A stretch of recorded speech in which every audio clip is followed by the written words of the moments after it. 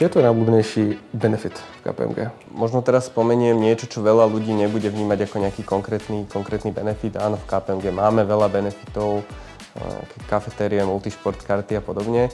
Pre mňa je ale najväčším benefitom práce a tej profesie, ktorú som si vybral to, že človek sa môže naučiť a stať v nejakom momente podnikateľom, lebo práca ho najskôr naučí tie technické veci, následne, keď sa stáva manažérom, učí sa byť obchodníkom, následne potom, keď v tej kariére postupuje ďalej, tak sa učí viac vedeniu tímu, strategickému vedeniu nejakej časti spoločnosti, ktorú už vie mať povedzme pod sebou ako nejaký riaditeľ alebo partner.